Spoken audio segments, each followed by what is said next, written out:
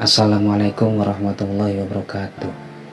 Kembali lagi bersama saya Abdi dalam channel di Audiobox Indonesia.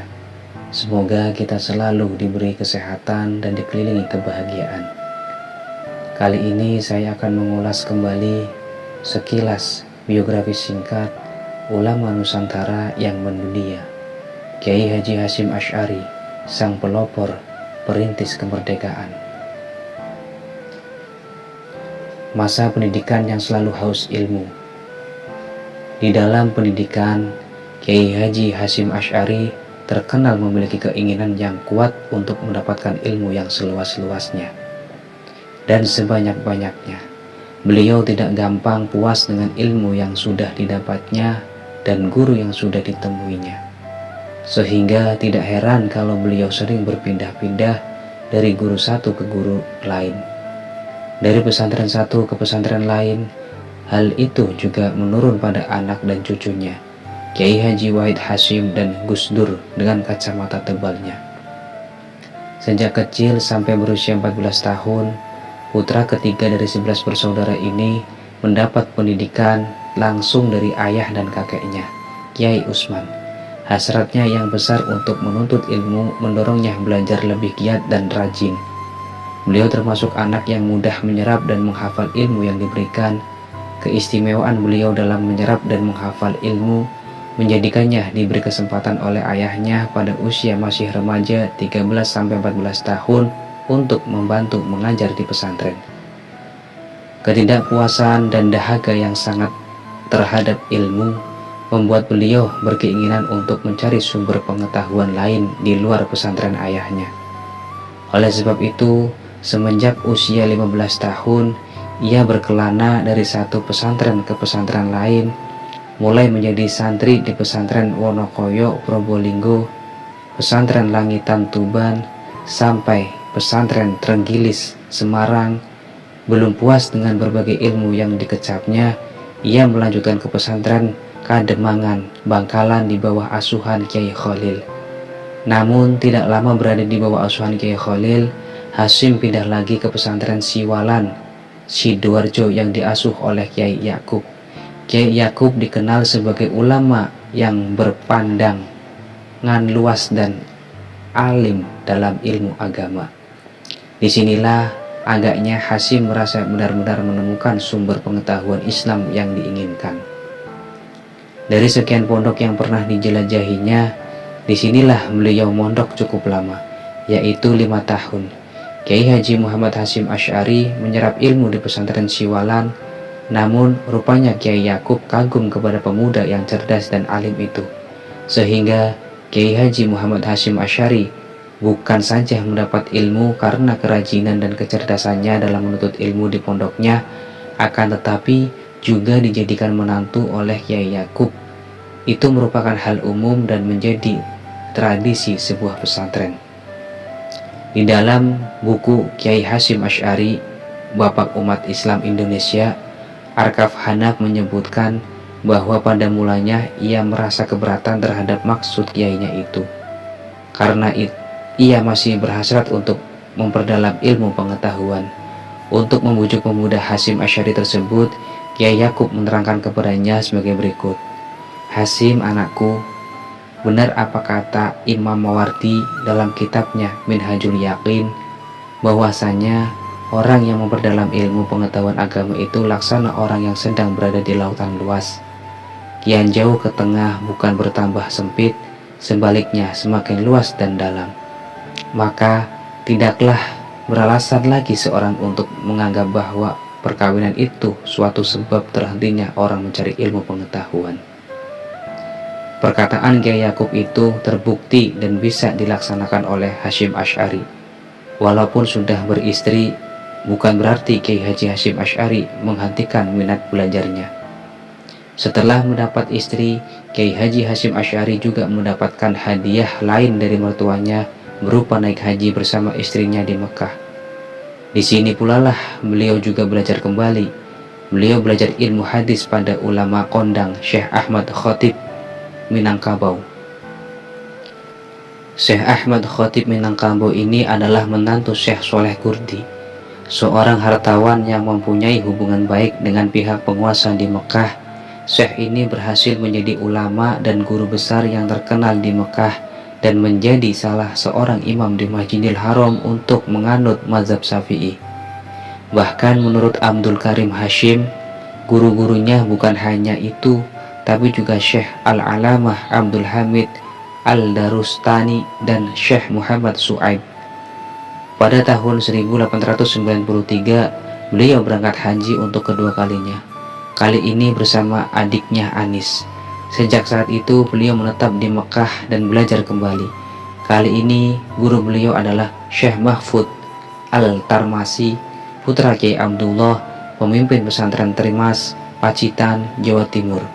Di kalangan kiai di Jawa, Syekh Mahfud Al-Tarmasi dikenal sebagai ulama yang sangat ahli dalam ilmu hadis yang diriwayatkan Imam Bukhari. Dari Kiai Mahfud inilah beliau mendapatkan ijazah untuk mengajar hadis Sahih Al-Bukhari. Selain itu, di dalam buku 99 Kiai Karismatik Indonesia karangan Kiai Haji Aziz Mazuri disebutkan pula bahwa selain kedua guru tersebut, sebenarnya Kiai Haji Hashim Asy'ari juga berguru pada Syekh Ahmad Amin Al-Attar, Sayyid Sultan bin Hashim, Sayyid Ahmad Zawawi, Syekh Ibrahim Arab, Syekh Said Yamani, Sayyid Husaini Al-Habsi, Sayyid Bakar Sapo, Syekh Rahmatullah, Sayyid Alawi bin Ahmad Al-Saqaf, Sayyid Abbas Maliki, Sayyid Abdullah Al-Zawawi, Syekh Soleh Bafadol, dan Syekh Sultan Hashim Dagostani. Selain belajar selama di Mekah, beliau termasuk orang yang rajin menghadiri majelis-majelis pengajaran Al-Haram Al-Syarif dan selalu mengikuti pengajian Al-Alamah Sayyid Alawi bin Ahmad Al-Saqaf dan Sayyid Husaini Al-Habsi Al-Mufti. Selain itu, beliau juga sering berkunjung ke rumah kedua gurunya ini.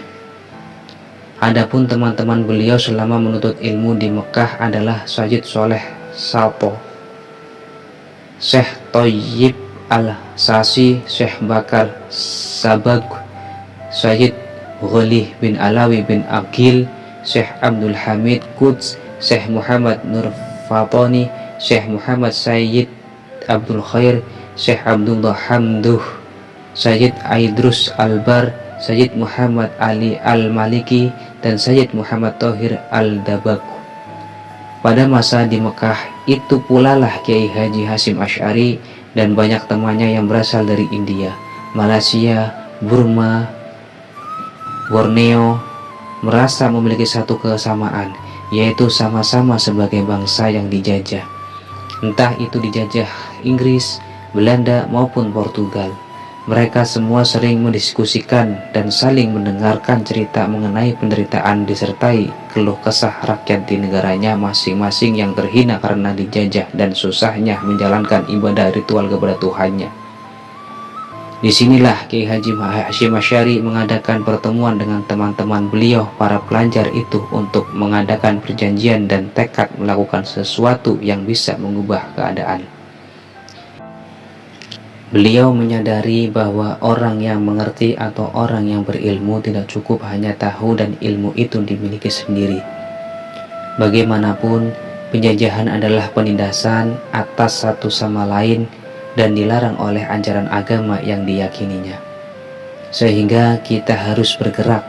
Oleh sebab itu, pada suatu malam di bulan Ramadan yang mulia, pelajar-pelajar yang terdiri dari berbagai kebangsaan, mulai dari Afrika, negara-negara Asia Selatan, Asia Tengah, dan negara-negara Arab berkumpul mengadakan pertemuan dan refleksi atas keilmuan mereka dalam rangka mencari bagaimana cara untuk mentransformasikan menjadi sebuah gerakan yang lebih berguna.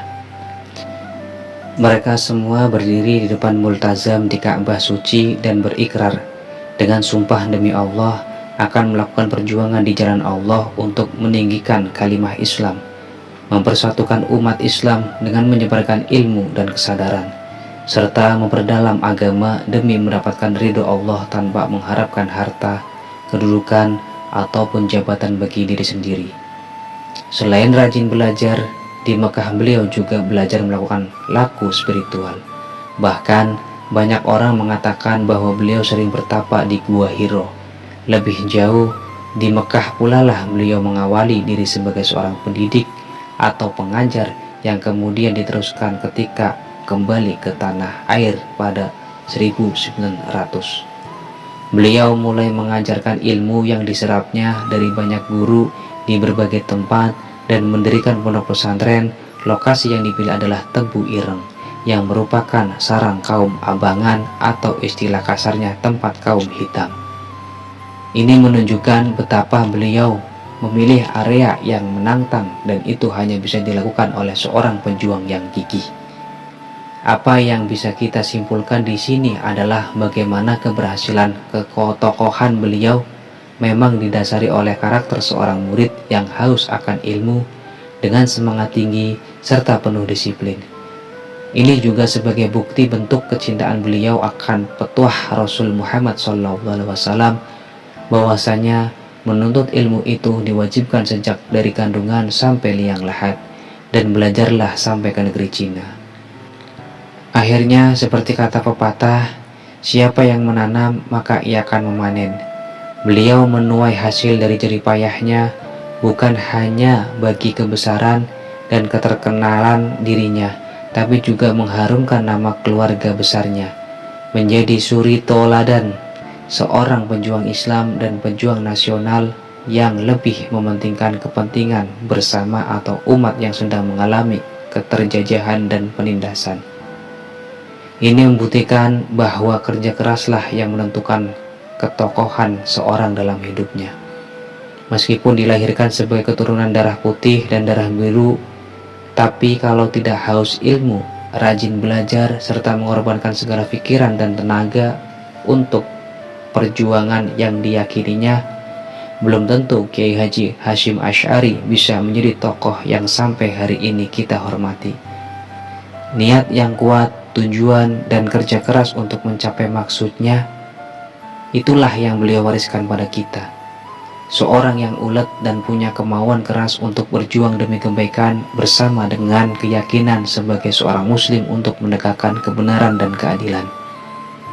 Ini tentu menjadi pelajaran bagi kita semua bahwa kesuksesan seorang tergantung pada diri orang itu sendiri.